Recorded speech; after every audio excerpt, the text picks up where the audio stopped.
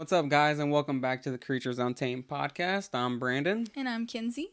And today, this episode that we're doing is going to be about basically the vendor, but also the customer side of things.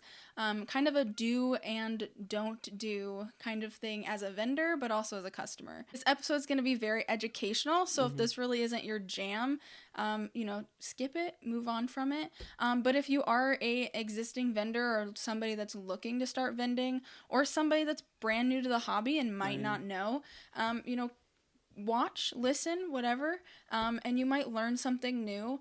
Brandon and I have been vending shows for, I believe, around 6 years now. 6 years now. Somewhere right? like that. Or like close to 6 years.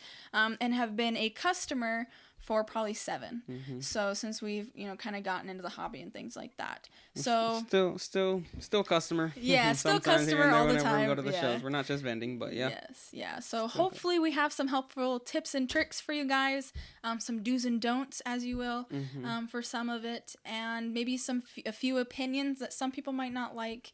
But I think as a hobby, it's important to kind of all converse and talk about these topics. We didn't really know whenever we kind of jumped in, and I mean, we've just learned learning slowly. As we're customers and vending and stuff. We kind of you learn these things, and it would have been nice to kind of know, or I guess to like just think kind of have that whenever, mindset just kind of think about it beforehand a little bit. I mean, it doesn't take a rocket science to. No, it doesn't. Doesn't figure at stuff all. out. Well, and I guess I should say we want to do this in sections. So we want to talk about the customer side of things, but then also talk about the vendor side. So we're going to focus on the customer side first, and then we'll move into the vendor side of things. But yeah, going into being prepared is like the number one thing as a customer. Yeah. It really comes down to being prepared. And you can never be too prepared. Yeah, I mean, in more ways than one, though. Like being prepared in the way of knowledge of if you're looking for a specific animal. Being prepared also in the way of if you are planning to bring an animal home, having that enclosure set up already, having maybe a cooler to take that animal home with you. Yeah, because we live in Indiana, so I mean it's cold up here right now. But it also gets really hot sometimes. Yeah, and so it gets really hot sometimes. So it's always a big thing that I like to tell people is like bring a cooler, because it could be really cold outside, it could be really hot outside. Like don't keep your reptile in the car. It could be fatal to it. And the sun is a big one for people. That's where the cooler comes in hand, because it's also going to be shielding the sun. Yes, and then you're also, when you're transporting that animal from the show location to your vehicle, you're sheltering it from maybe the briskness of outside if it's super cold, or the insane warm weather that might be out there as well. So that's definitely something to take if you guys are looking for take something home. Take a cooler. Another thing that I want to kind of preface the very beginning of this episode with is the mindset that I feel like a lot of people that are brand new to shows come into the show with, and that's thinking that the Reptile Expo is a petting zoo. We get a lot of people that want to handle animals at the show, and there's nothing inherently wrong with that, but in the same token with that, you don't want to be stressing an animal out, with handling them too much, but you also want to limit the potential for spreading of disease and things like that. Hopefully, all the animals at the show are healthy, but you just never know. Some diseases, you will never know that there's an illness going on or anything like that until the animal just drops dead. Yeah. That's just how it is. Or you actually go and get it tested for certain things. Or mites. Mites are a very big one at shows that can be very easily transferred, and basically just from you holding another animal and then going to another vendor and holding that animal. You're kind of perpetuating a cycle, and yes, vendors will probably let you hold their animals, and we can kind of talk more about that from the vendor side of things, and what to look out for, and things to keep in mind when deciding whether or not you want to just allow people to hold all of your animals or not. Personally, I don't think it's a very good idea, and we actually don't allow it. The only time that we will allow someone to hold our animals is if they're actively thinking about purchasing one. That's purely because we don't want to stress our animals out too much. You know, they've already been delied up and put in cups and taken out of their normal enclosures and for the whole process of everything. So I just don't like to, you know, stress them out too much. But also I don't want to bring anything home with me and potentially lose my collection or have a big problem, you know. Yeah, because that one, I mean, that one animal that somebody just asked to hold, and if we let them hold, and let's just say they had something on their hands, whatnot, I mean, that one animal is going to go back into our collection, you know what I mean? And so, like, goes back into everything, you scary know? stories out there where it can, you know, people have had many animals die and it's have mites spread through their collection. Yeah, mites, and then that's just that's a nightmare too in itself. And like I could not imagine. Yeah, it's just be mindful of the animal and be mindful of, you know, what animals you're handling, and you know, handling too many animals, and you know, etc. So yes, of course, if you know you're wanting to feel an animal, you've never touched one before, there are vendors that will allow that. But you have to have that fine line. You know, I think there's definitely a fine line in that. But yeah, just be mindful as the customer of, you know, what you're handling at the shows and whether or not you plan to handle. Yeah, you're like Kenzie said, it's not a petting zoo. You're going to a reptile expo. Yeah, normally petting zoos will say petting zoo, so yes, we're going to a reptile expo. Yes. So, and then on top of that, you know, when you're, you know, say you've got all this in mind and you're ready to go to your show, you show up at the show and you're like, okay, I want to find a crested gecko. I always tell people, when you're going to a show, as a brand new customer, go to the show and check out all the vendors that are there. You know, check out every single crested gecko vendor, if that's what you're looking for, you know, and see what they have to offer. And within doing that, you can also kind of educate yourself on, is this vendor nice? You know, are they, because when you're going to a show, you don't just want to buy from anyone. You know, personally, me as a customer, I will not, if I walk up to a table and a vendor doesn't greet me, they don't say hi or how are you, or even give me a smile, like at the very least a smile, you know, I probably won't buy for them. Even if they have an animal on their table and I'm like, that's actually nice, I kind of like that. You know, I'm very much like, talk to me, you know, as if I'm your friend, be nice, you know. And a lot of that goes into like the vendor side, and we'll get into that more. But as the customer, that's what you should be looking for, you know, raising that standard of like, I want somebody that's gonna be nice to me, that's gonna offer their knowledge, you know, to me, because that's what we do. You know, we're there to talk animals, we're there to, you know, not just sit on our phones or sit down and just allow people to browse. We're going to be there. Hey, how are you doing? Can I help you with anything? If you have any questions, let us know. You know, this is what we're here for, and we're here to help you. So once you've had a look around at the show and you've checked all of the vendors out, then you want to narrow it down to what vendors were helpful to you. You know, going back into how they greet you, and if you start kind of asking them a few questions, are they able to answer those questions for you? Do they seem like they're knowledgeable in what they're talking about? You know, for me, I'll just start spewing everything at you. It's kind of a problem. I have to work on it a little bit, because I just am so willing to like give everything to anybody that asks any sort of question. We're just there to help. And that's how I want to be greeted as someone. Even if somebody knows who I am, but I don't actually know them, I want to be greeted as if they don't know that I know anything, you know? So that's just something, you know, as you're walking around, find those vendors that are helpful to you.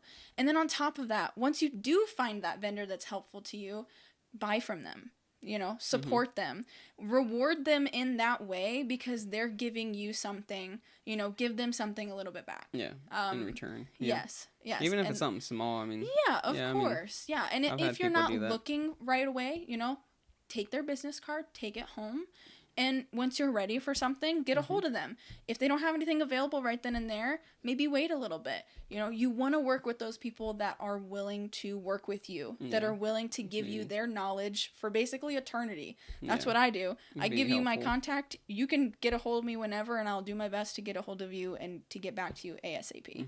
So that's just something as the customer that we should be looking for, and kind of raising that standard of like, not just buying from anyone and everyone, but giving those people that are giving you something in return, and even more in return, giving them something in return. Especially whenever you're like shopping around, looking around, checking out vendors and stuff. That's something definitely to keep in mind. But also, like, you want to be on the lookout for like clean and healthy animals as well. Because, you know, not everyone are going to have clean and healthy animals. Just because... You might stumble across them every so often where there's somebody that just for whatever reason, they've not cleaned their animals on the table and there's poops in the deli cups. Animals dehydrated, or I've seen an animal before with MBD, which is, I mean, that's like... That's not like specified like, hey, this animal has a problem. Yeah, so like just keep that in mind too, like the vendors, you know, and then go look at clean, healthy animals. Like that's what you want. You know, obviously you don't want something that you're going to take home, kind of grow an attachment for, you know, for a couple of weeks, a month or whatever. Or even a few days. Yeah, sometimes. Even a few days. And it just and then dies over. You don't want that happening. And like, especially like going out and, you know, if you were to buy the animal there, or like if you already have an enclosure set up, you know what I mean? So like if you go and set up a bioactive enclosure, get that thing like going for about a month so that everything's kind of established. Because then if you take this gecko home and you throw it into this beautiful enclosure that you've spent so much time on and establishing, and then so like if this gecko dies, and then let's just say, I don't know, your isopods die with it and your springtails, and like you don't know what this animal had, and like you know what I mean, like you might have to just throw it all away, start over. And in that case, I feel like a lot of people would want to reach out to the breeder, you know. Ask yourself, when you're looking for an animal for purchase, do I feel like I can contact this breeder whenever, however, and they'll help me? Right. Are they giving me the information that I'm asking for? Or do they seem knowledgeable? You know, really assessing a vendor and a breeder. You know, I always tell people, if you can buy from a breeder, first and foremost, you should be able to tell if they're a breeder, whether or not they have one singular species on their table. They're probably a breeder. Yeah, or if they have 50. It's not necessarily a bad sign, but it's not necessarily a great sign, because usually, whenever they have 50 different species on their table, you know, they're not breeding these guys. You know what I mean? They're not breeding it, and they might not be as knowledgeable in depth with those animals. Now, with that being said, Brandon and I work with probably close to 15 different species. A lot of those species have a lot of the same care, but a lot of them don't. So that's just something to keep in mind too. Really, just having a conversation with vendors and breeders can help you out so much. Like just assessing whether or not you think you giving them your money, because you know you're not only giving them money, but you're kind of rewarding that vendor in a way, you know, for what it is that they're doing. At least that's how I think of it. You know, when somebody buys from us, I'm like, oh, I did things right. You know, like people they wanted to buy from us because of what we're able to offer. You know, as the vendor, and as the breeder, give them all of the things that they need. So just keep that in mind as the customer. I've done it. And then, I mean, I've purchased from people that I felt like treated me, you know, with top-notch knowledge and just customer service. Yeah, exactly. Like I've done that. I've been there. I've done that. I've also not bought. You know what I'm saying? Like I decided to buy from somebody else that was, maybe it was a good deal. Well, I wanted to actually. I mean, like I've seen people with really nice animals and stuff, but like, you're not gonna say hi to me, or you know what I'm saying, or you're gonna just sit there on your phone. Like, come on, dude. Like, get up and like say hello to me, and I might just buy this gecko off of you. You know what I mean? Snake. Like, it's just, I really like this snake. Again, if going you don't back to it. seem helpful or nothing, like it's just it's gonna be like a shot in the foot. That's what gets me. Like I it's one of my things. I said, I can't buy from someone normally if they don't extend an olive branch. You know, if I have to come up to your table and have to start a conversation with you and there's nobody else around, this is keeping in mind that I'm the only one at the table looking. You know, at least say hi, you know, start that, and then maybe I'll start it a little bit, you know, because I just want that little bit of connection so that I know that if I were to contact you later, I'm not going to feel like an inconvenience. Yeah. You know? It's really just that connection. Yeah. I mean, I know some people have like problems with trying to talk to people, you know what I mean? But like, but as a vendor, you got to do that. With the vendor, you have to do it. But yeah, I mean, that's more for the vendor side of things. Let's kind of get back on track with the customer POV kind of thing. So like, but yeah, definitely keep a good lookout for clean and healthy animals, and that's what you want to take home. You know what I mean? That's what you want to. And once you find that clean and healthy animal, but also from a vendor that's good, buy from them. Like I said, reward them in that way. Don't buy, you know, or don't go to another table that might have geckos for a slightly cheaper amount or snakes for a slightly cheaper amount. Yeah. Or even I would venture to say like an animal that you want and then go back to that other vendor and ask them more questions. Right. Or that's happened. we have that happen every so often. That's pretty wild and, you know, whether that's because of our pricing and, you know, because I do price our animals a little bit more than like at our typical shows. There's geckos there that are probably like average, like $30 to $50 for a crested gecko, and I typically don't charge anything less than like $75. Maybe every once in a while I'll do a little bit cheaper than that, but $75 to $100. I just want to mention like something to kind of keep in mind too. I guess this is another little tip, but like, see, we hold on to our geckos for a little bit longer. Like we actually will sell ours with a little bit of size. Like we know that they're kind of they know what they're doing. Yeah. They know, you know, the food, their food. They, you know, they get in the crickets. Everything's all established, pretty much ready for you to go, almost plug and play. Yeah, I've seen like, so like we price them just a little bit more, but because of that, you have the geckos that you're going to probably see for $35, $40, $45 or whatever. They're probably a lot smaller. They're probably going to be a lot smaller. Very they're going to be almost to just out of the egg. Yeah, they're going to be, you know what I mean? So like that's also something to kind of take into consideration and kind of keep in mind, because if you don't have a gecko that's established, or I guess almost any animal, and you know what I mean, like that's not established. Like for example, you can't take a dog home until after, I believe it's 9 weeks. Yeah, so like there's a reason for that. Yeah, you know what I mean. And here in the reptile world, we don't necessarily have like this is the regulation. You'll get in trouble if this is what you do. It's basically all us keeping each other accountable. Yeah. So you, as the customer, can also keep that breeder accountable or that vendor accountable by not purchasing from them until they're a decent size, until they're a good enough size to be going home with a brand new homeowner.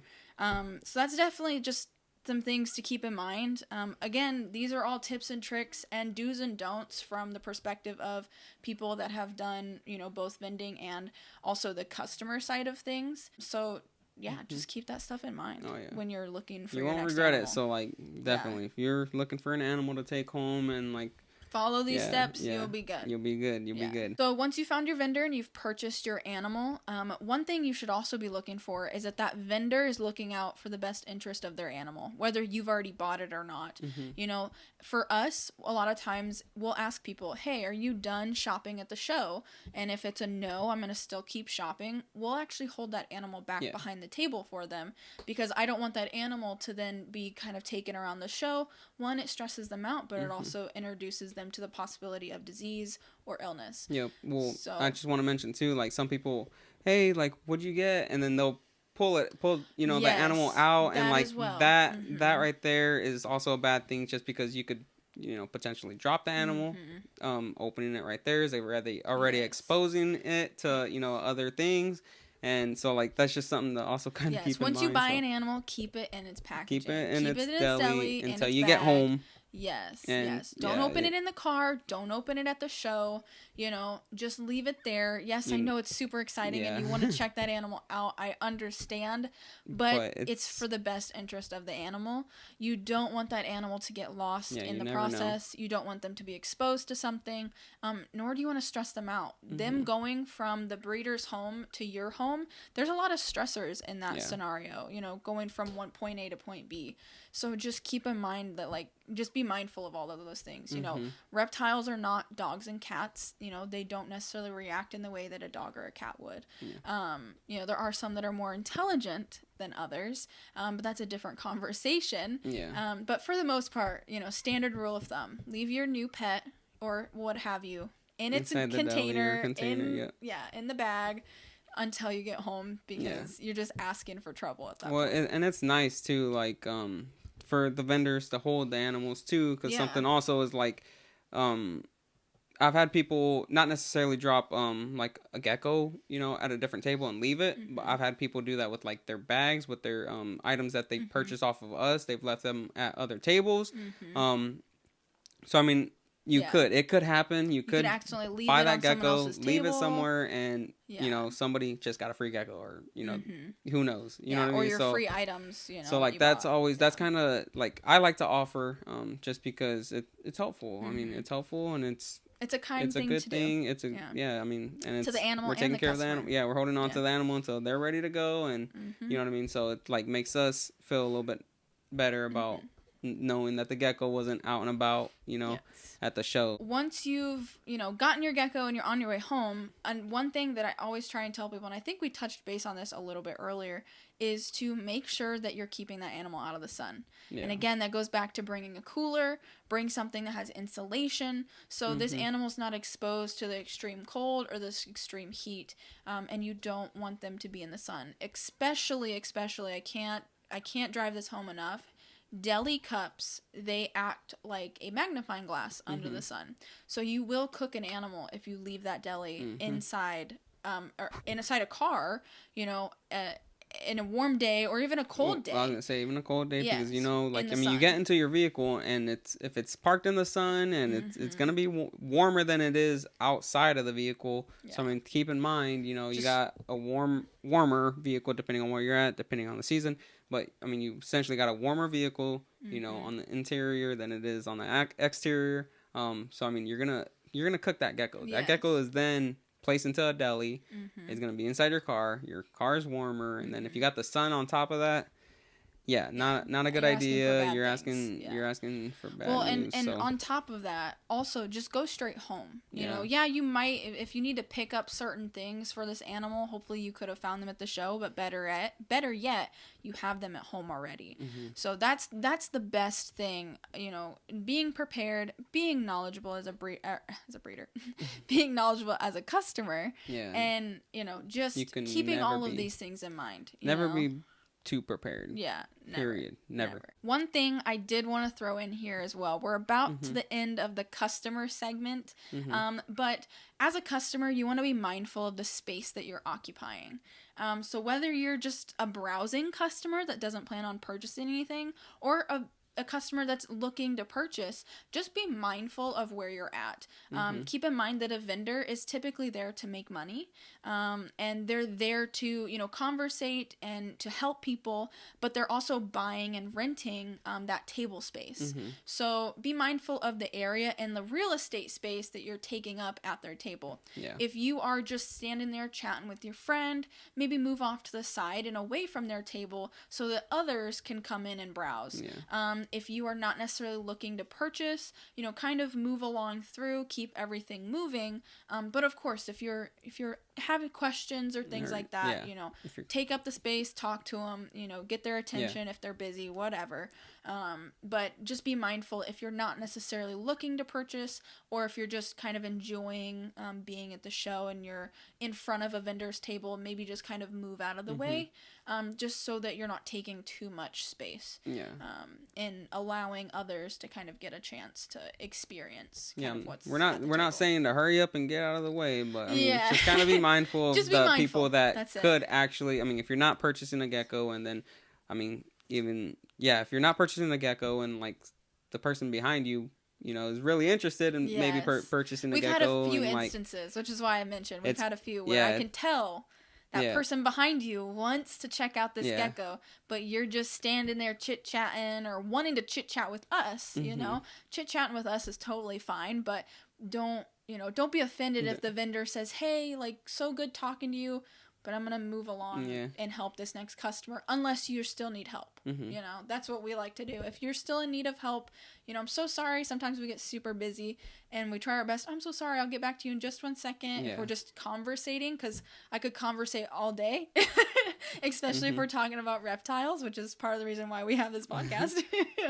That's just something as the customer to keep in mind. Just be mindful. That's all. Yes, for sure. Yep. Now, moving in from the customer side of things, we're going to go ahead and start talking about the vendor side of things. Well, I want to actually just say, like, if y'all guys have any other, like, kind of tips, like if we didn't name something, or, if, any sort of tip or do or don't, if you guys have any of that that we didn't necessarily name off or we didn't mention, feel free to just drop it down into the comments, kind of just you know, I like to kind of get an Let idea us on and what, others know. yeah, I kind of Yeah. like to get an idea on like what other people think. And like next time we can either mention it or just, you know, people can It'll go just down be into the there. comments and Yeah. yeah. So I mean, it'll be accessible Well, pretty much. because a lot of this is just So, our experience. yeah. A lot of it's just like, hey, this is what we've experienced in the last 6 years. Mm-hmm. This is from both a vendor and a customer perspective. And so hopefully this stuff wasn't too redundant and too like, duh. But it's also stuff we're saying it because we've had stuff either happen or instances where we thought, exactly. oh, if they would just know and understand, maybe that wouldn't be the case. Right. Or maybe they would have had a better experience buying something. So just some stuff to think about, but we're going to go ahead and move into the vendor side of things. Before we get into the vendor side of things, which I guess this next portion is vendor, you know, kind of driven, but it's also consumer driven, I guess, in the way. But I do want to talk about US ARC, kind of segue into US ARC and what US ARC is. If you guys don't know, hopefully, if you guys are at all familiar with reptiles and anything like that, you know what US ARC is. US ARC is the United States Association of Reptile Keepers. And basically what they do is they look out for any legislation or laws or just anything pertaining to that that wants to take essentially either regulate, they either want to regulate or take our rights to have these animals. Yes. Yeah, pretty much. So they're basically like that frontline person that's like letting everybody else know, hey, there's this bill that's wanting to be passed. There's this new ordinance that's wanting to be passed in a small town somewhere. They look out for us.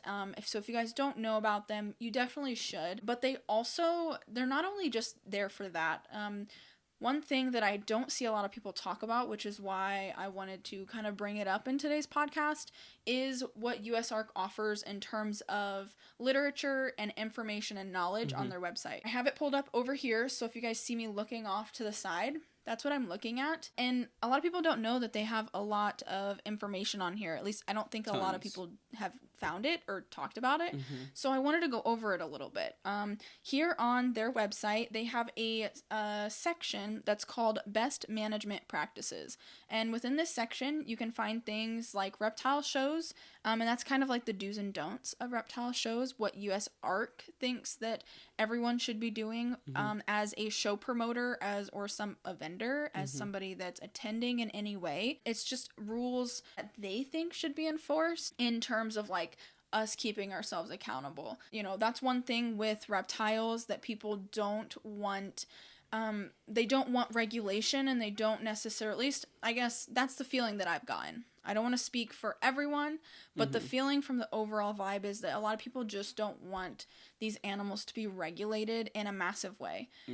And in the way that dogs have been regulated. If you guys are at all familiar with that, dogs are very heavily regulated in the way that you can sell those animals, the information that is needed to be kept, and even the information on the amount of litters that you're producing, how many animals are dying in those litters, because you do have, failure to thrives. That's just what happens when you're breeding animals.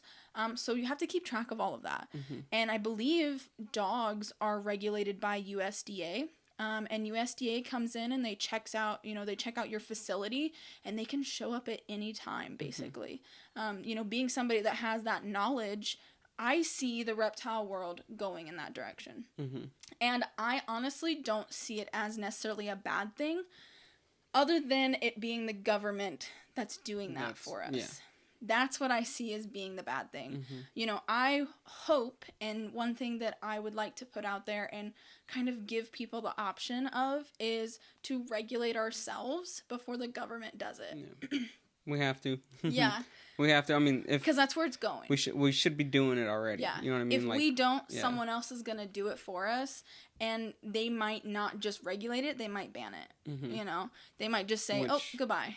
That's what US ARC is. That's what they're trying to keep. They're trying to keep that from happening. Yes. So and I mean, I just want to mention real quick that like down in Florida and Georgia and stuff like that, they're starting to pass certain things. So I mean, they're you're making not headway. Down there. So it's like they're not taking many things into consideration whenever they're doing it, but they are taking rights away from some of us Americans, and these laws are starting to migrate, and basically it follows suit. Yeah, Florida exactly. Does, I was gonna say, suit. so like some states are starting to follow suit, and I've seen like in other countries as well, they kind of follow suit from like what the United States does. So if the United States continues to take these rights from us keeping these animals, they could potentially do it in other countries. So I mean, we need it affects everybody. So people, customers, consumers, vendors, everybody. I mean, we all need whoever wants to keep these animals and hopefully keep them in the future and stuff, or have the possibility for your children or your great grandchildren to even experience them in zoos, and even experience them in any way like that. We need to pay attention. We just need to pay attention to the U.S. ARC. They're doing a great job on what they're doing. So it'd be something to look into. If you guys haven't already, definitely check them out. But I wanted to go over... Sorry. No, you're fine. I wanted to go over their information that they have on their website. Because I don't see a lot of people talk about it. Yeah. And some of the stuff that they have implemented, or not necessarily implemented, but they think should be implemented through what they've written here, is not really being done or being practiced by a large majority of vendors. Some of these things I've never personally seen. I've maybe seen it once, and that was when I first got into animals, and I don't think that breeder's around anymore. I think they just kind of did it as like a small thing. And so, I want to just go over these things. I'm going to go ahead and start pulling some stuff up. But just if you guys want, go hop on USARC's website and start looking at this. I strongly suggest that you guys go over and you read all of the literature over on their website. Their website has tons of information, not only about alerts and things that are going on and trying to be passed in terms of government legislation and things like that, but they also have, like I said, best management practices. And underneath the best management practices section, they have the reptile shows, which again, that's talking to vendors, that's talking to customers, going back to that thought that like we as vendors, customers, and show promoters, we're basically like that what people think about when they think reptiles people. You normally think, if you're a reptile person at all, you think about maybe somebody in your local area. You're giving off that I'm trying to think of the word. I had it, but... That presence. Yeah, we're the presence. And if it's an overwhelmingly negative presence, that's not a good thing. I'm not saying that's what it is at all, because I think that there's tons of good things in this hobby, and there's tons of awesome people in this hobby that do give this hobby a really good name. Yeah. But on the same side of that, there are some negatives to it, and there are some things that I would love to see changed, and that I think can be changed by holding ourselves accountable through customers, through vendors, and also through show promoters. And, networking. And I love that within the last few years, reptiles have really, or I guess the conversation around reptiles has become more open. Not only to new people that have no idea what they are, but also between keepers.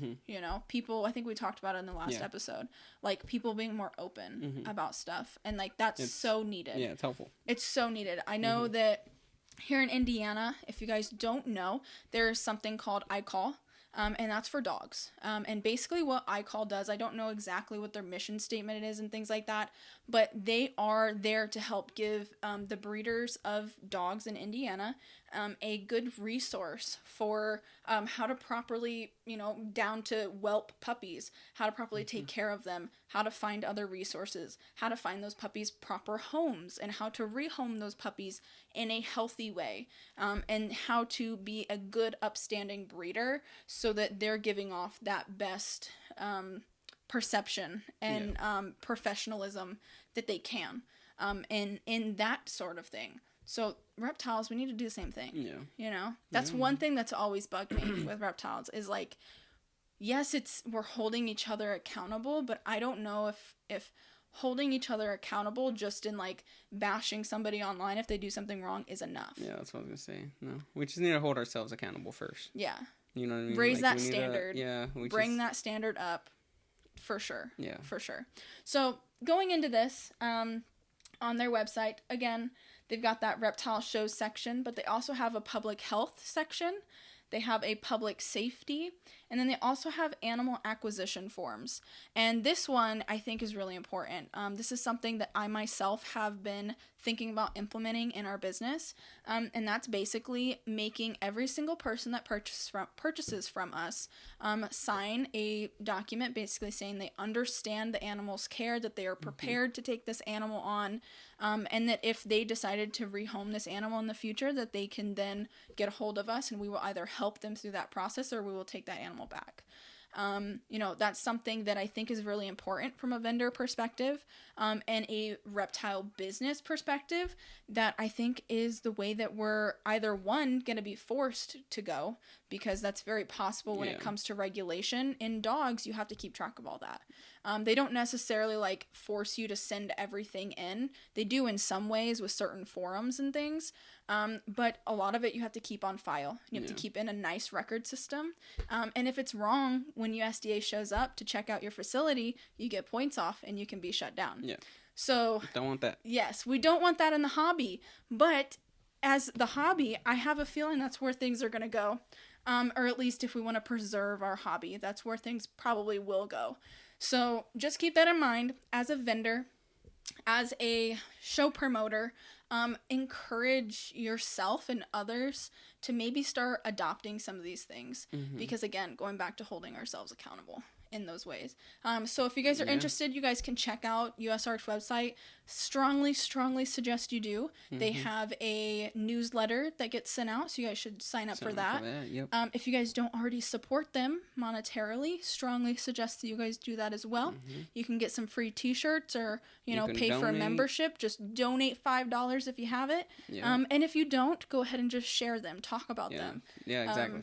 Let other people know, Definitely. So I would recommend that 100%. Yes. And if you guys want to check it out, it is at www.usarc.org. Yes, .org. So check them out if you guys haven't already. But now let's go ahead and move on into the vendor stuff. Again, what we just talked about is a lot of vendor stuff as is.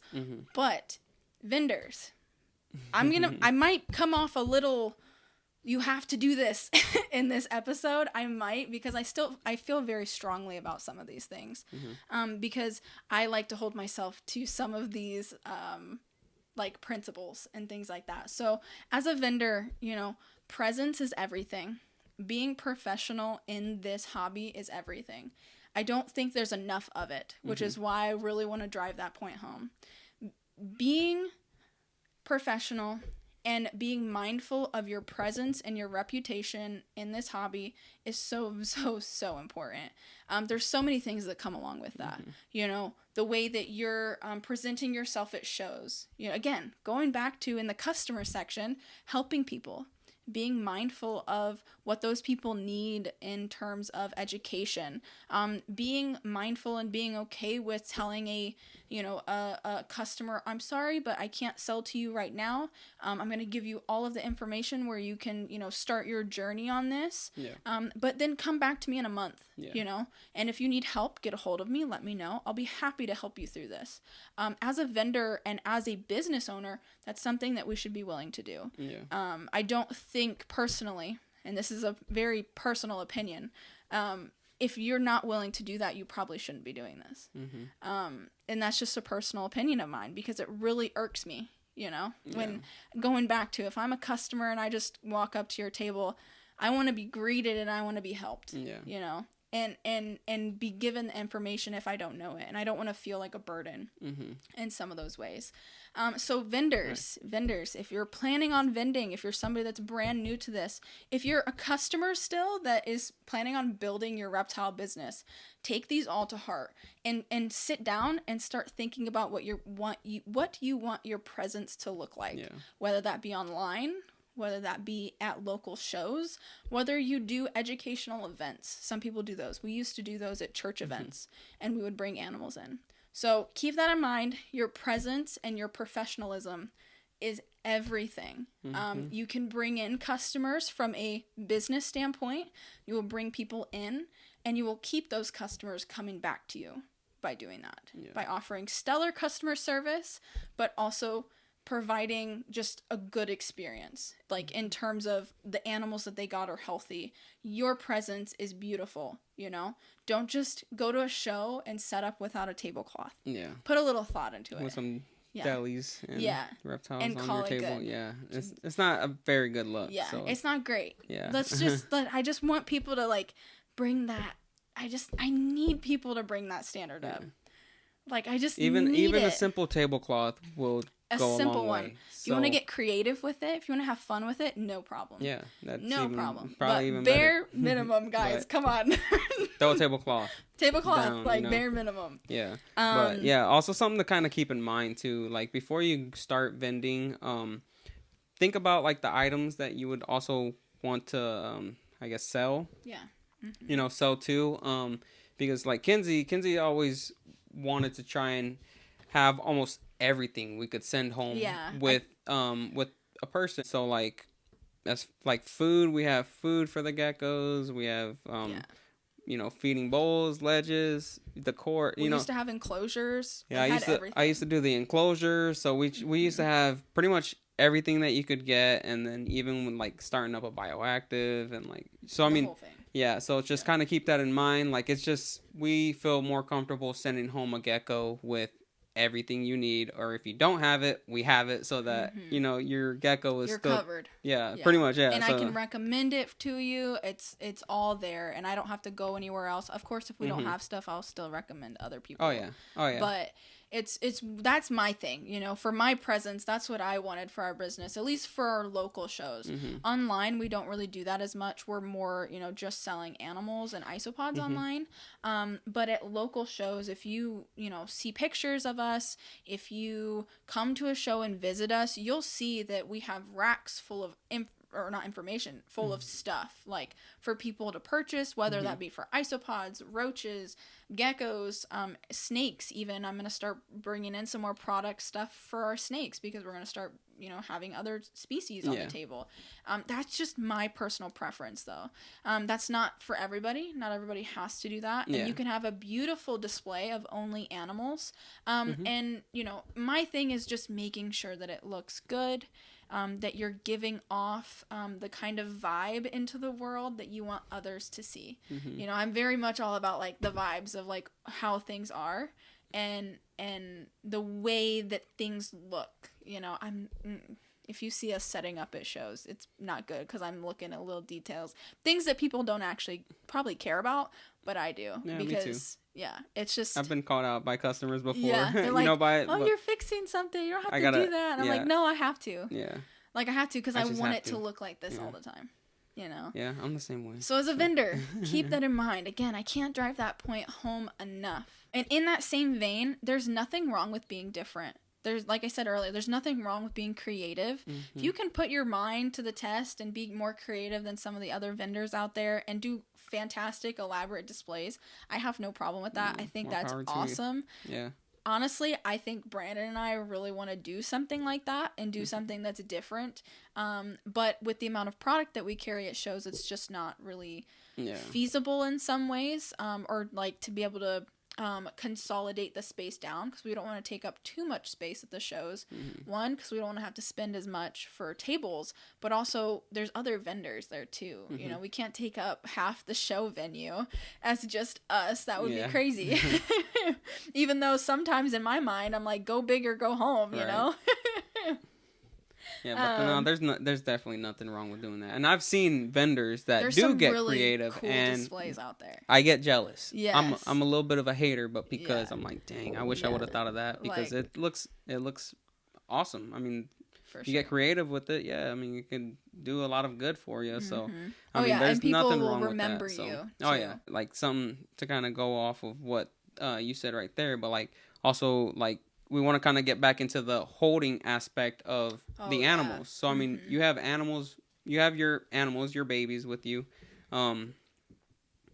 You have a customer come up to you, hey, can I hold one? We don't like to. Yeah. Just for the safety of our animals. Preference. Yeah. We just don't allow that. We just don't like to, unless you're seriously interested in purchasing a gecko. Yeah. I think for allowing people to hold, your animals, it's definitely, I think it's okay. Like, we do it in certain circumstances, but you need to assess each situation. And that's, obviously, it's everyone's decision. I don't want to be like, don't allow anybody to touch your animals. They're your animals. You can decide what to do with them. Do what you want, but just keep certain factors in mind. You know, is that person walking around and handling a bunch of others just because they want to touch everything? Because, oh my gosh, so cool, different. I've never seen these before. Yeah, I was gonna say, some people are, and some people don't. I mean, have never held a ball python. Some people. I mean, I have a lot of people all the time still like, oh, I've never seen crested geckos, gargoyle geckos. You know what I mean? So and like they want to hold them. They want to hold them. They want to touch them, and like.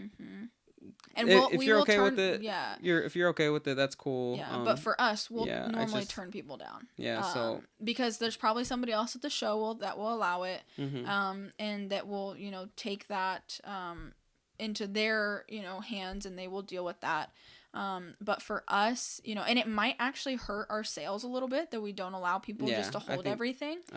I think it does a little bit, in some ways, but we're looking at what's best for our animals. Yeah, we're okay with that.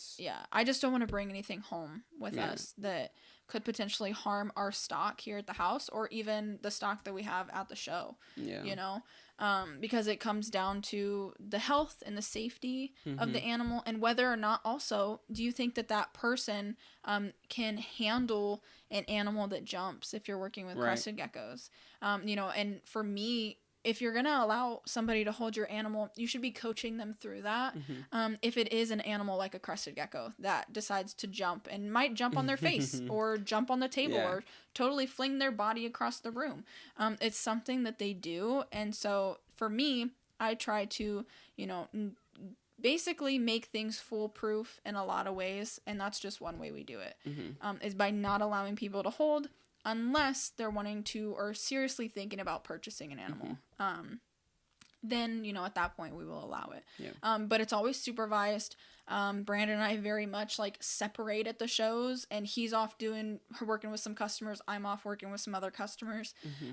And that's just how it works for us. And, if I'm helping somebody hold an animal, I'm never walking away from them. I'm one-on-one working with that person. And I think that's why a lot of people like us at the shows so much, is because we're very personable. That's another thing as a vendor, being somebody there. Don't just sit down, and just hang out. You can be there to have fun, and you're kind of like a big family there. At least I hope that you are at the shows that you're vending, or that you will start to vend. That's how I like to think of it.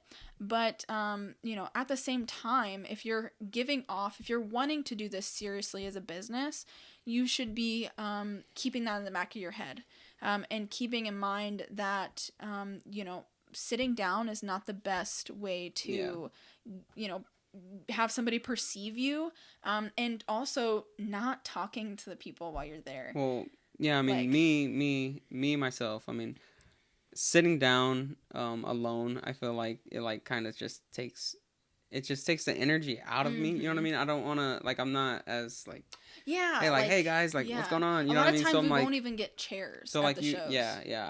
I stopped doing that pretty much, because I would go to the first thing I would do is go grab some chairs just so that we have chairs to sit in. But I mean, it would just take that energy out of me, and I wouldn't want to talk to people, and so I mean, I started more closed off almost. I don't know, it's weird. I don't know, it switches me up completely. So number one suggestion: don't grab chairs. Don't bring a chair. Yeah. Don't bring a chair. Don't look at the chairs. Yeah. Stay standing up. I know it sucks. Yeah. I mean. And if it starts to die down later in the day, then grab a chair. Yeah. But don't grab a chair. Don't grab a chair, because you will sit in it, and then you might just lose some sales because of it. Yeah. So, I mean, that's just a little recommendation, a little tip. Yes. And another thing is when you're at a show and you're a vendor, think of every person as a potential customer. Just because they don't buy from you that day doesn't mean they're not going to come back to the next show, or they're not going to get a hold of you. And segueing from getting a hold of you, you should, going back to presence and your professionalism, you should have contact information easily accessible and easily able to be given out. Yeah. You know, for us, we hand out business cards like they're candy. Like, or, hey, you need a business card? Or, hey, do you need a care guide? Are you interested in this species? Oh, you are. Here's a care guide. Yeah. Even if they're just interested. Yeah. Just because it kind of gets the ball rolling. Maybe. Yeah. I mean, it's like not necessarily like, oh, they might come back to us. Here's a care guide. It's more but like get them on the right path. Yeah, and but it's like more like, here's a care guide. If you don't know about them, you're interested. Here, even if you don't buy from us, just so it kind of gets the ball rolling as far as like their hair, or I guess care in general, you know, their overall care, you know, with the health, and you know, it could suit you perfectly, you know, as far as their care and handling, like if you want to handle them, etc. But it just gets that going, you know what I mean? Like it's just, even if you don't buy from us, you got some type of knowledge behind the animal that you would like, that, like, you know what I mean? subscribe to, and that I like, and that I know is good knowledge. You know, we have people all the time come up to us. They didn't even buy a gecko from us, but they bought it from somebody else. Well, that person didn't have care guides. Well, guess what? I'm going to give them a care guide. Yeah. My contact information's on there. They can get a hold of me.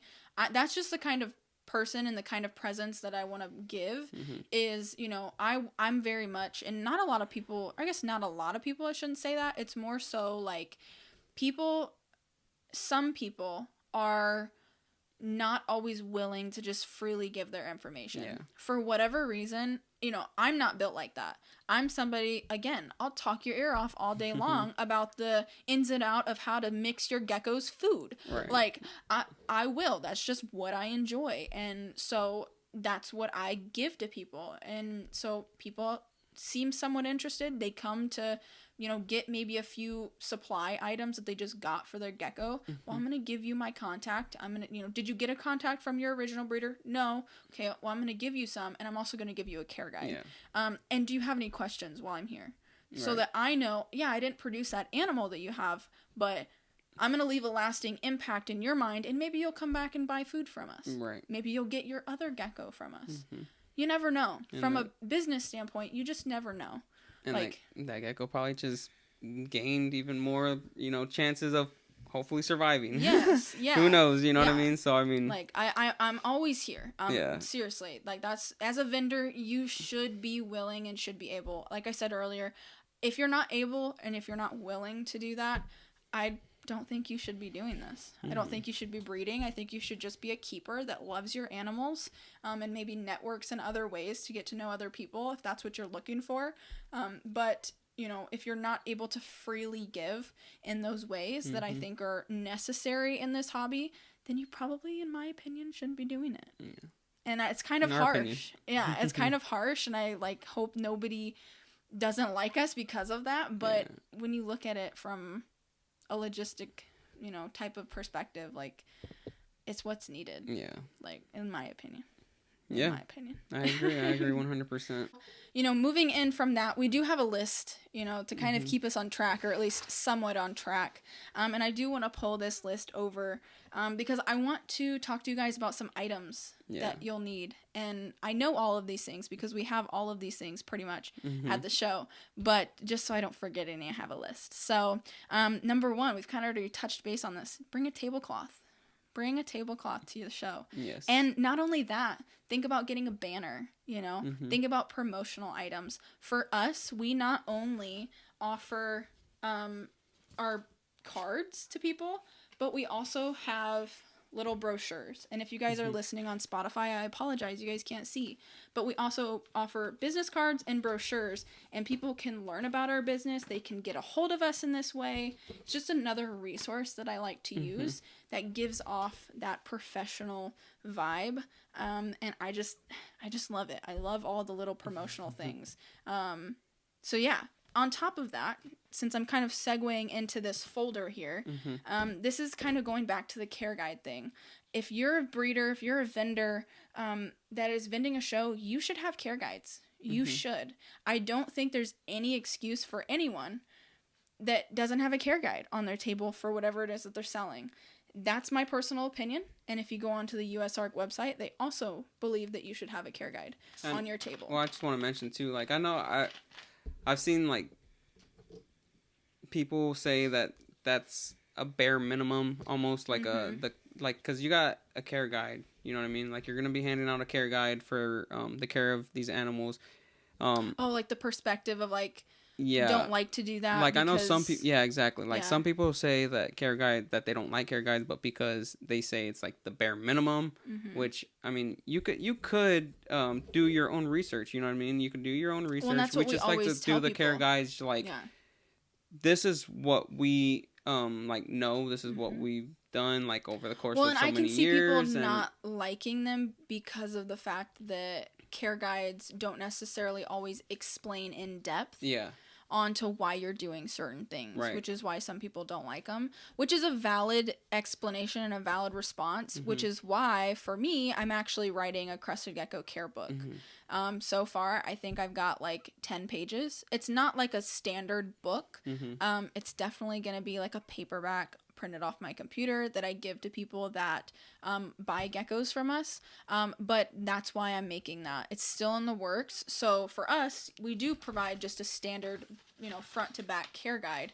But inside here, there's tons of other information too. Yeah.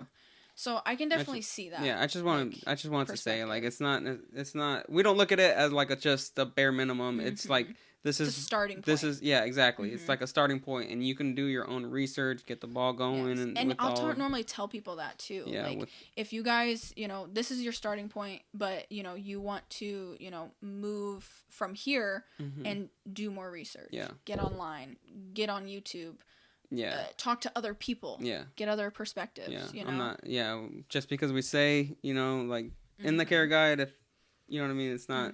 This is one way you can take care of this animal, and this is not necessarily exactly why we do the things we do. But if you go online, you can figure that out. So it's a good starting point. That's where I like to see it. And it also gives them another place to have my contact information if they have questions. And I can tell you right now, we do not get nearly as many questions about our animals' care. And I believe that that's because of the way that we help people while we're at the shows to get them and make sure that they're set up and prepared ahead of time. But also because of the information that we send home with people. Because I send home, or at least I try to send home, resources and things that can get you started and that can take you on your journey. And then, of course, if you have questions, you can get a hold of me. Yeah. That's why I'm here. You have an animal, you bought it from me 5 years ago, well, get a hold of me if you have something that comes up. Right. If you have a question. Yeah, let me know. I'm here to help. But kind of going back to like care guides and that sort of thing, this is something that I think people should standardize in the reptile world. And that is the giving out of care guides and the giving out of information. Again, I can't drive that home enough. But also this is something that we personally do here at KLW Reptiles. And that is basically giving a folder to people when they purchase an animal from us. And I call it like a gecko care package, pretty much. What we have in here inside of our gecko care package is basically going to be a new arrival care. And I'm not going to go over all of these things with you guys because you guys can kind of figure this out as a vendor and what your specific species needs. But of course, we've got, contact information through a business card. We've got more contact information because that's on here as well, but also education about our business is on here. And then also just other practices and introducing the concept of quarantine and things like that. I like to sprinkle in little information about things so that people can then become curious and start looking things up on their own. And then, of course, they can get a hold of me. But we've got the new care guide, or the new arrival care, I should say, and that's got tons of information on it. Then it's also have the care guide in here. And again, front to back, tons of information, kind of starting point for people. I've got a little US ARC informational paper that I kind of wrote up really fast one day because I wanted to start including that. You can actually buy postcards from US ARC, which once I run out of these, I'll be doing that because I like theirs a little bit more. And then we also have basically like a thank you for supporting us. Thank you for being a customer. Thank you for taking home a part of our family. And also at the very end, here's more information about your gecko. So, you know, we've got tons of stuff in here, tons of ways that people can get to know us as the breeder and get a hold of us if that's necessary. We don't get as many questions about animal care as what I think some people do. And whether that's because we're, like I said, helping people at the shows and making sure that they're prepared and ready beforehand, and we're, you know, kind of assessing that client that wants to buy something from us, and making sure that that's, you know, that they're ready for this, or it has something to do with, you know, that we send home more information than probably most. I'm not really sure which one that has to do with, or it could be a combination, you know, it could be a combo of those things. But this is something that I definitely think that people in the reptile world should have as a standard. And I really don't think there's an excuse to not do it. You know, it doesn't cut into your profits very much, you know, from a business. And, you know, if you're talking about money, this is like nothing, you know, so, and it's a good practice. Yeah, it's cost nothing, but I mean, it's very helpful. Yes, very helpful to you, so, it's just helpful to everybody. So that's something that I always recommend. If somebody buys an animal from you, give that to them. Yeah. And every once in a while, I'll be giving those out to people that don't even buy animals from us. Oh, yeah. Because I'm going to make sure that you're at least set on the right path. Yeah. Whenever I hand out those packets, it's like if somebody's like really, really interested and they but we like give out ask tons of care questions guides like it's candy. Oh, so. yeah. Yeah, but just like the regular care guides. I like to give that stuff out just because there's even more, and like I like the setup, like the whenever you get home and stuff, so like they kind of have an idea, so when they come back, you know, so when they come back, exactly, they know exactly what they're gonna, you know, what to expect, and it's very helpful, you know what I mean? So for sure. Yeah, I think we should get, I mean, other breeders should give them out, but yeah, definitely. Yes, for sure. Another thing, this one's gonna be, I might get heated on this one a little bit, but that's purely because I hate when people don't give me receipts when I ask for them. If I don't ask for one, don't worry about giving me a receipt. But being a breeder and going back to that professionalism and the presence and who you are as a business, if you're wanting to do this as a business, you shouldn't be trying to, you know, skirt the law and skirt the government and paying the government certain, you know, things purely because you want to, or you just don't want to do that, you know. Yeah, right. You don't want the government coming after you, so you might as well do things above board. You know, we're a registered LLC. I pay tax. I do all the things. It's not fun. A little bit of a headache. But... Yeah, it's like, but I would rather have that than, you know, 5 years down the line, owe the government a bunch of money. Fines and stuff. You never know. I mean, So that's one of my big suggestions for people that are vending, is to take a receipt book, provide receipts. And if you're scared to give receipts because you're, you know, not doing things above board, you probably shouldn't be doing that. At least in my humble opinion. And I get kind of upset when people don't give me receipts. I actually refuse to buy from people when they won't give me a receipt. I agree, but not 100%. But just because, like, I mean, some people aren't going to, you know, be doing it as a business. You know what I mean? They aren't going to be doing it as a business. They can do it as a side, but... But still want a receipt. But, yes. Because I'm a business and I need to write that off. Yeah, I mean, so, like, that's where it kind of gets... you know what I mean? But... Yeah, some people aren't going to be doing it as a full-on business, as a LLC, so they might not have a receipt. But as a vendor, and if you're going to go vend, I think you should probably have some type of receipt to be able to give out. And, I mean, not just in our case, though, you know what I mean? So, like, if I want a receipt, you know what I mean, I can have that. If if I don't want a receipt, that's fine, too. Yeah. But I've done that. I've been option. Yeah, it should definitely be an option. But sure. I've had I've purchased, you know, animals before, and things where I needed a receipt and they don't want to give me a receipt, and okay, well, this is probably the last time I will be shopping with you. Yeah. I've had terrible and like responses. And some people might say that's like petty or whatever, but for me, I can't stand it. I just can't. Because you gotta take you got to think about it. I mean, if There's I'm a reason gonna they be want that spending receipt $100, normally. $200, $300, $500, who knows, whatever. Or more than that, in some instances. As a business ourselves, we need to write this stuff off. Yeah. We have to, and we need that kind of thing. And if you don't want to give it to me, all right, well then I just won't be shopping. I won't provide with you my business anymore. to you. Yeah, you know? So as a vendor, or if you plan on vending, I would highly Please. suggest probably taking Please. some sort of receipt or receipt book or something. And I mean, and you don't have to offer it, you know what I mean? So you don't have to necessarily just have the option. Yeah, exactly. So you don't necessarily have to ask every single customer, would you like a receipt? Most people are going to say no, and especially if they're buying something small too, and not necessarily an animal, you know what I mean? So it's not too big of a deal, but I would highly suggest taking some sort of receipt book just so that you have it just in case. Yeah. So just in case.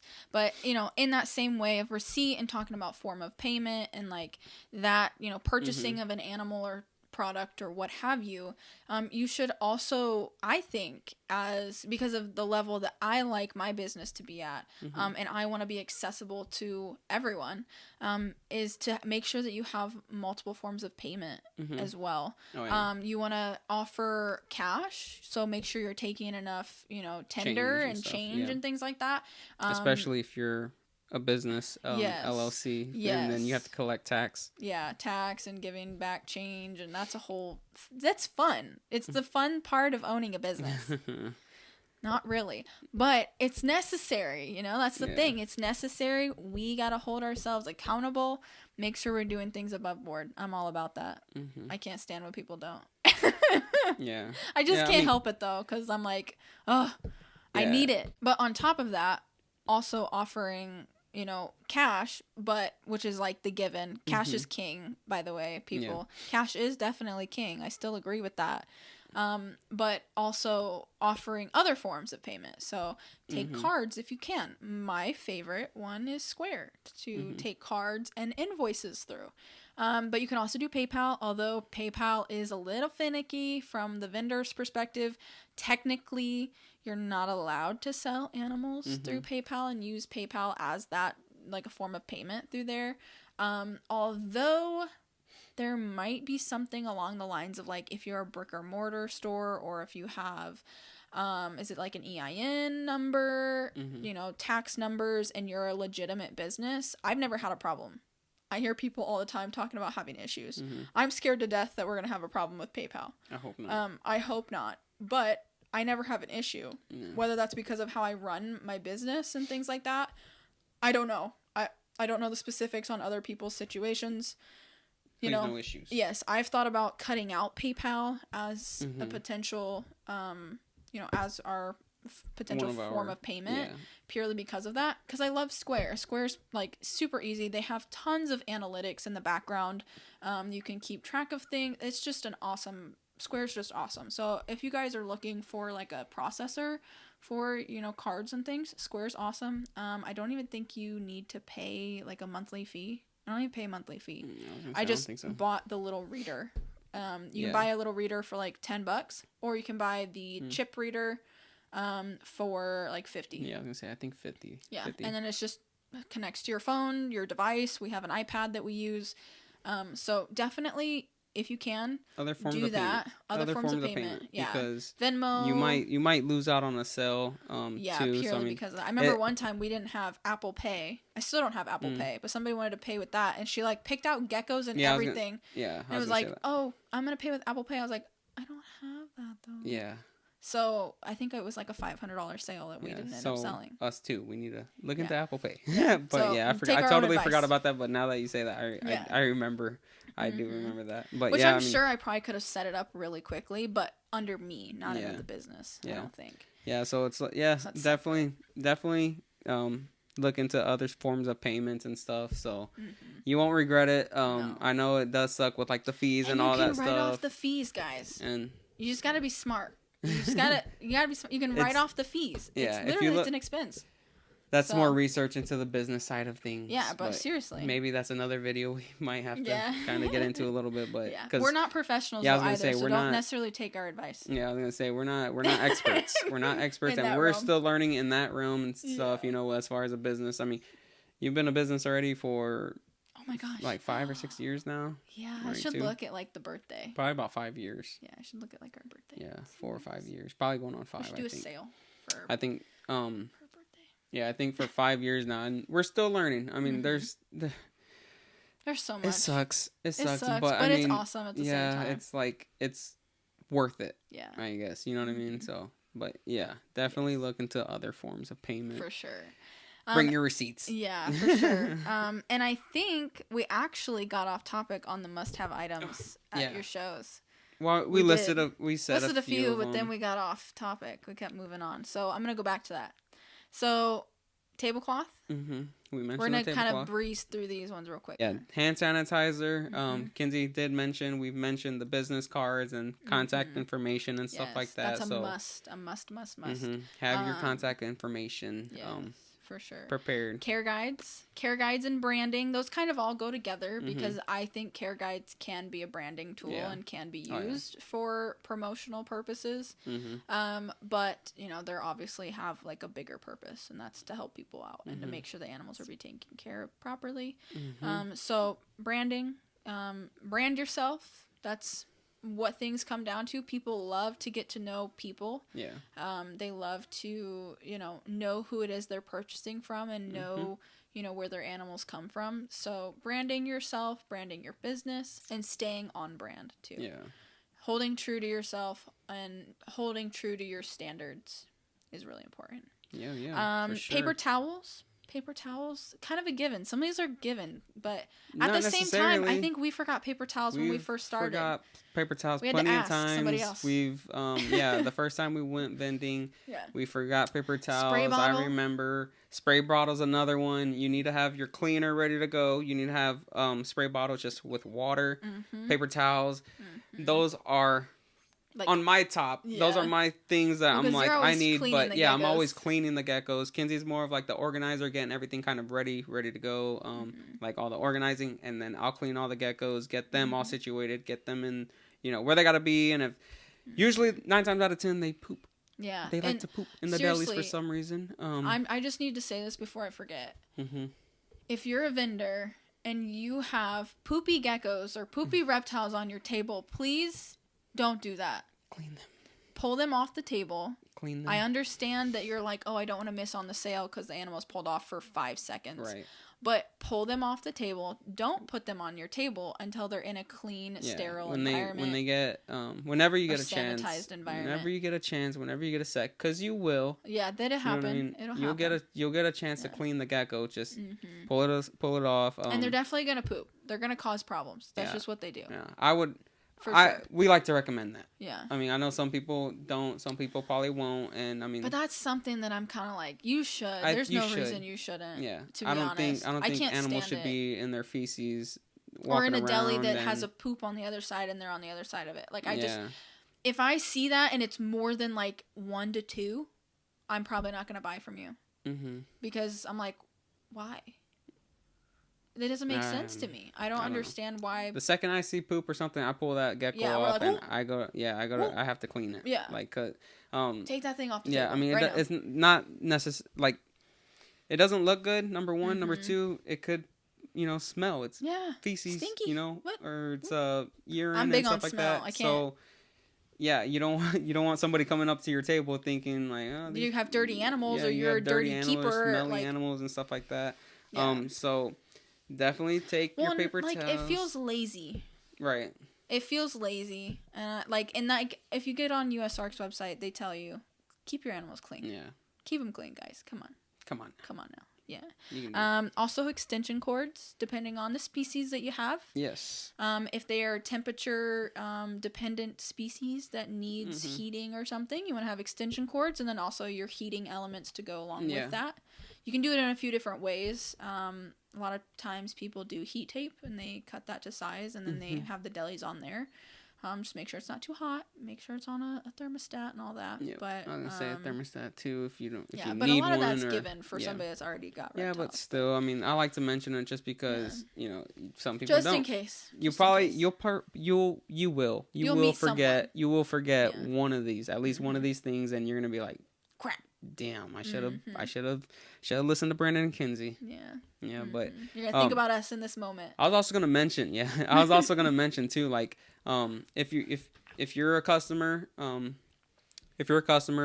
if you're still here as a customer, also, like, it's not bad, like, even if you see me and Kinsey, it's not bad to point out that a gecko has, feces or urine or something. I actually really appreciate it because I'm like, cool, I didn't see it. Oh, I just want to let you know that one's got some poop in there. Oh, thank you, and pull it off and clean it right away. Yeah, there's no shame in like letting the vendor know. And I mean, like I said, I really appreciate it as long as you're nice. Don't be mean. I really appreciate whenever people I mean, it doesn't happen often. It's happened, like I remember once for sure. But, I mean, I find it very helpful. No shame in that way. I'll poop. I enjoy it whenever people, point out something that I didn't notice or, you know what I mean? Well, and especially when you're at a table that, like, everything else is pristine and looks great. And then you're like, oh, there's a poop in there. Right.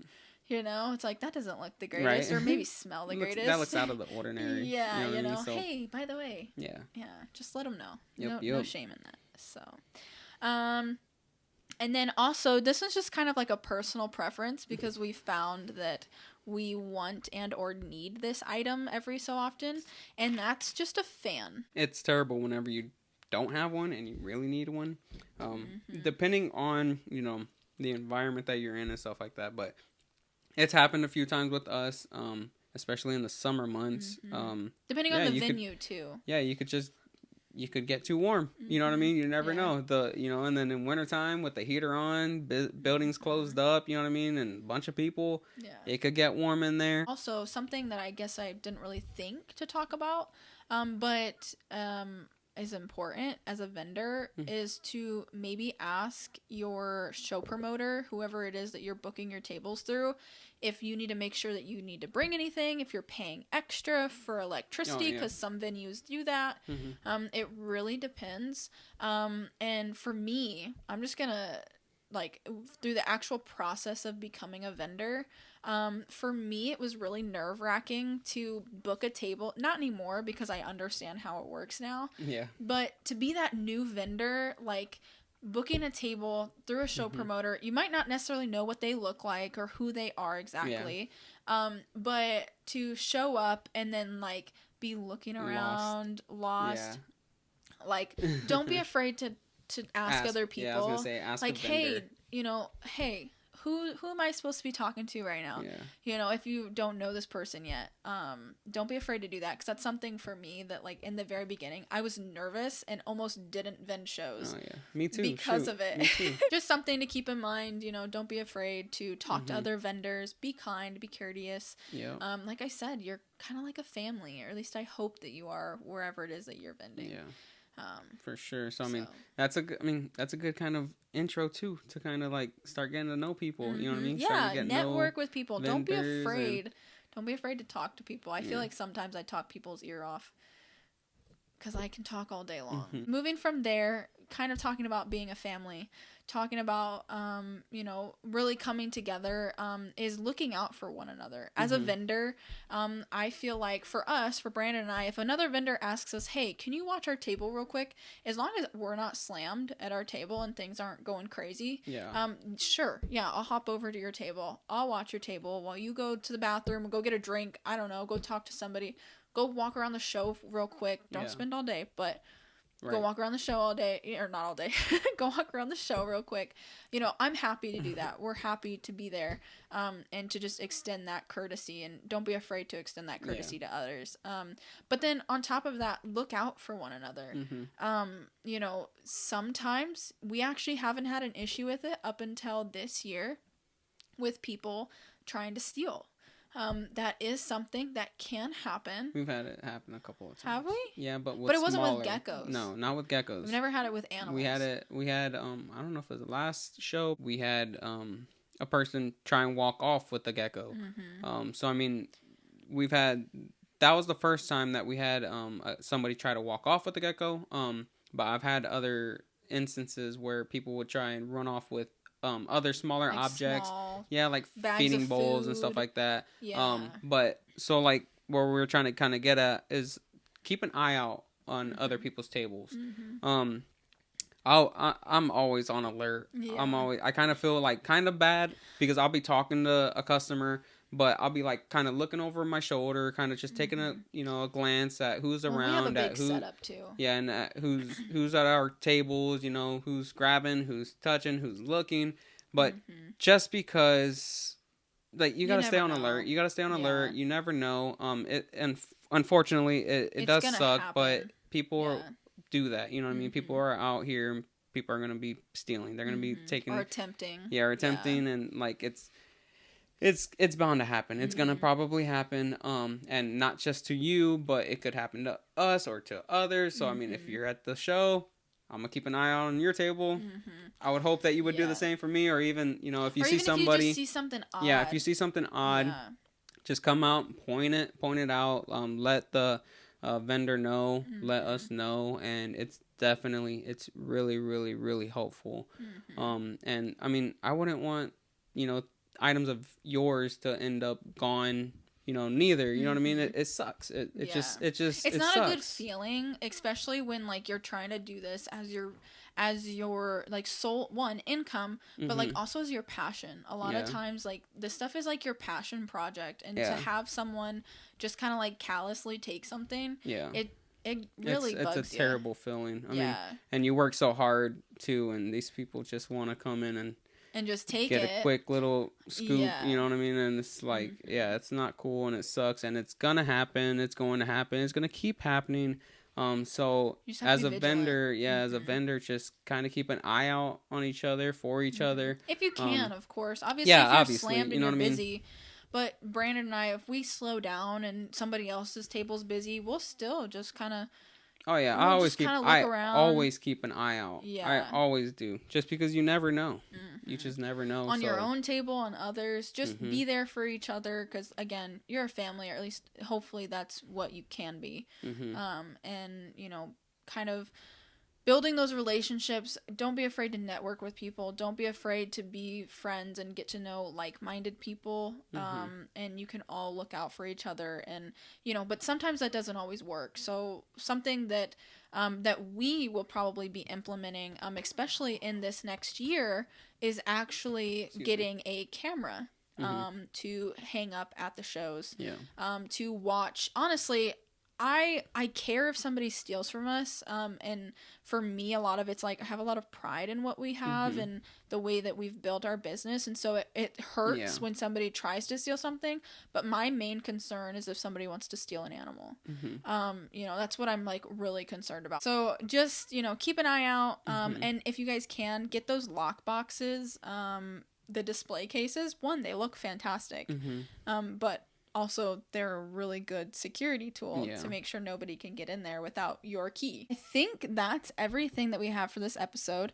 I have a feeling that this episode actually turned out to be a lot longer than what I was originally anticipating. So hopefully I can kind of cut it down a little bit. So this might be a little bit more jump cut type episode than what I was originally thinking.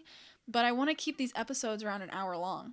So we'll just have to see. But I did want to tell you guys about our upload schedule. I was originally thinking that this was going to be a weekly podcast. And it will be. But with the holidays and everything that's going on. Yeah, I know. It was like... Yeah, we launched it kind of at the worst time, but also at the best time because we were just like ready to do it. So... this podcast for right now will be coming out every other week. We plan to have it come out on Tuesdays. As far as timing goes, I'm thinking around 10 a.m. on Tuesdays, Eastern Standard Time or whatever it is. That's what I'm thinking, but that might change as far as the time that it comes out. I might play around with the times as to, when things are going to happen. But as of right now, their schedule is every other Tuesday. And then... from there, after the holidays, around the first of the year, we will hopefully have an episode every Tuesday. Yes. And then we will start going, full time on it as far as that goes every week. So hopefully you guys enjoyed this episode. Exciting. Hopefully this episode was educational. Helpful. And wasn't just like too much all at once. But if it was, just listen to it in little sections. Yeah. And if you're on Spotify listening to us, thank you so much. We appreciate that. And if you guys are looking to connect with us, you guys can get a hold of us over on the Creatures Untamed Pod over on Instagram. And if you're looking to connect with us in the way of KLW Reptiles, you can follow us over on Instagram, Facebook. We have email if you need to get a hold of us there. All that YouTube, good stuff. of course. Lots of different things. So check us out over there if you guys feel like you want to.